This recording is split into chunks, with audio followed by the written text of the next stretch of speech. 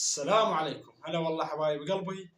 فيديو جديد، فيديو يختلف عن بقية الفيديوهات. اليوم نتكلم عن شخصية وشاعرة مشهورة تستحق كل الحب والاحترام. طبعا تحياتنا للشاعرة شهد الشمري. اليوم نطب لكم بأعمق التفاصيل، طبعا حسب طلباتكم، احنا ما ننزل شيء إذا ما المتابعين يطلبون منا وننزله. اليوم نتكلم عن التفاصيل كاملة تخص الشاعرة شهد الشمري، كل الحب والاحترام والتقدير.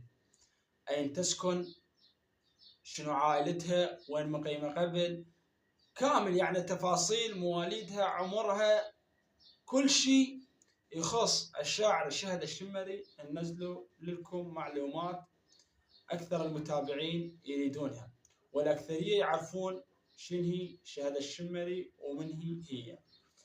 طبعا أول فقرة لا تنسون الاشتراك واللايك لنستمر أكثر وأكثر. ثاني فقرة اللي هي متعودين عليها مثل كل يوم، بخيل الما يصلي على سيدنا محمد.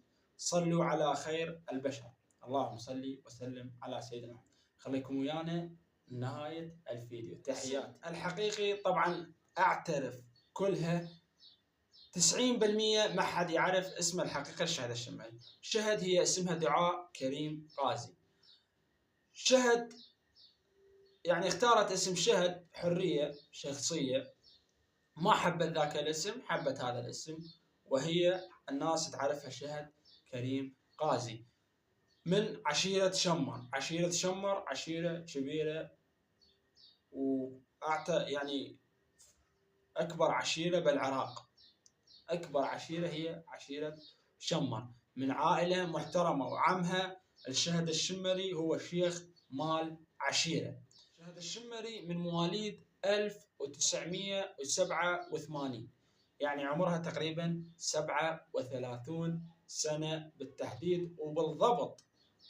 همين من العراق، من محافظة المثنى. المثنى تقع في جنوب العراق. طبعا مسقط راس شهد هو محافظة المثنى، وولادتها ومحافظة المثنى، وبعدين انتقلت إلى عائلة محترمة ومعروفة، وعندها اخوان 2 واخوات 2. الخوان 2،